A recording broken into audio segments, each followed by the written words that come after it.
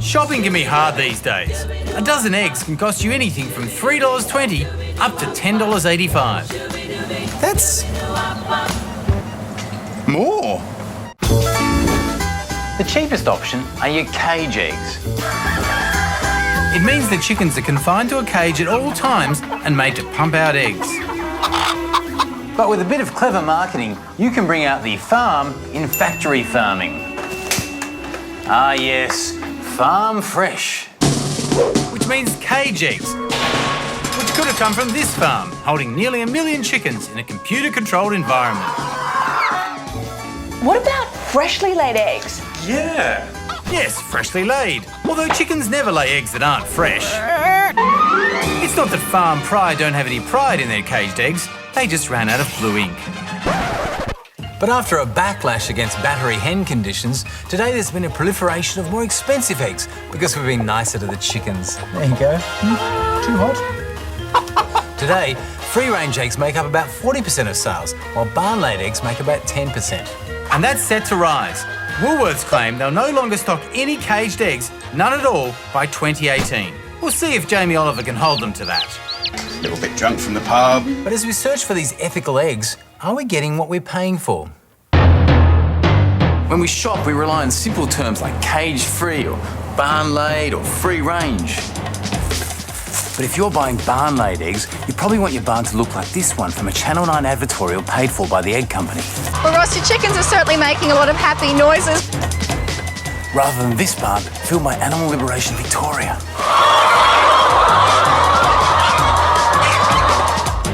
Now, that place has since been closed down. So when you're going egg shopping, you can't be expected to go to every barn and farm and check them out.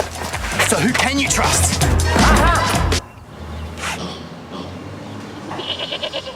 Where are the chickens? I just thought you wanted a barn. The question of who to trust is being debated right now as the ACCC takes 2 egg producers to court.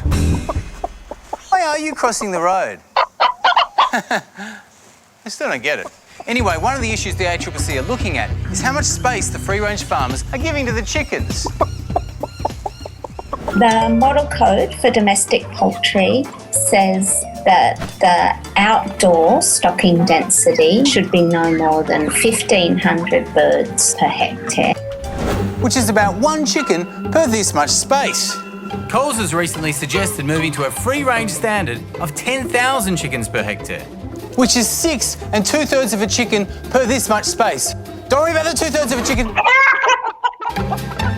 Whereas a lot of free-range farms were working on 20,000 per hectare. Which is 1 chicken per this much.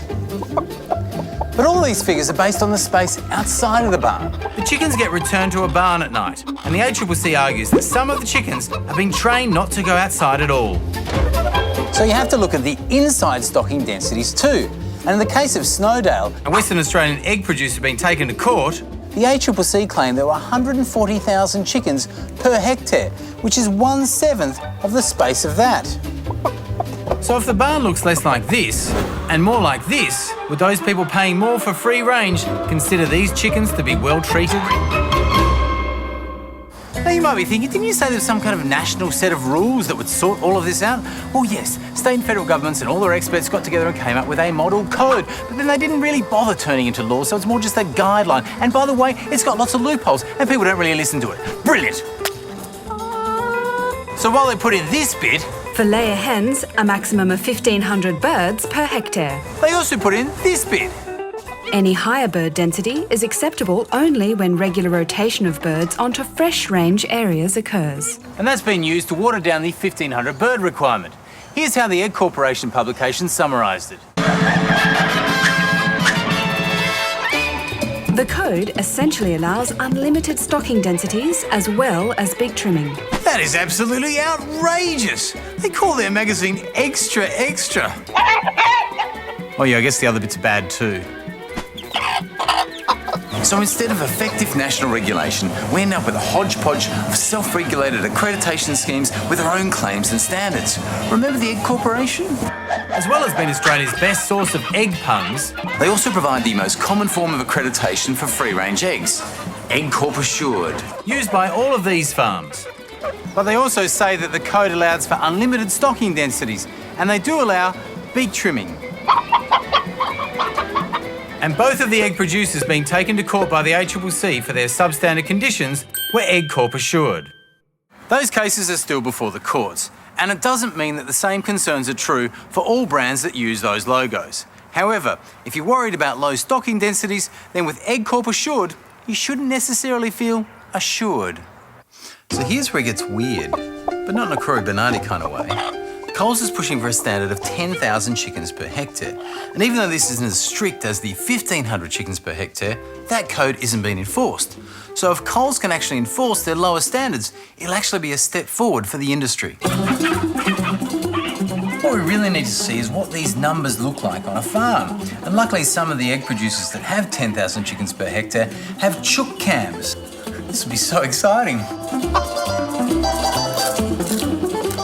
I'll admit those pictures didn't look too bad to me, but only some farms even have chook cams, and many farms can't be seen by the public. And according to this whistleblower from the egg industry, no, not that one, this one, A lot of free-range people don't like to let the chickens out of the barn because they think it wastes their energy, and they do less laying. There's some farms that only let the chickens out of the barn when they think that someone's watching. and in the ACCC's case, they claim that there were no chickens outside during several of their visits. To find out what these standards are really like, I'm going to have to go undercover. You stay here. You might stand out on a chicken farm. First, I tried to sneak into one of Pace Farm's free-range facilities. How'd you know? I think they might be onto the fact I'm not a chicken. How come none of the chickens are out today? Oh, they get let out at 12 o'clock. The chickens were let out at midday, and they were roaming on other occasions we visited the farm, which makes you wonder why they seem so paranoid. How many chickens you got here? All I'm going to say that you're trespassing at the moment. Oh, okay. Well, you want to come and tell me over here? What I'm saying is that can you leave the property? Yeah, I'll leave the property. Okay. Do you want to tell me how many chickens or anything? I'm not. Nothing to do with you, mate. It's got nothing to do with me. A position they have maintained, because our letters requesting the actual stocking densities of this farm and others only elicited a letter from their lawyers that ignored our questions and trotted out this standard line: we're Egg Corp assured and we comply with the model code. Well, that's assured me.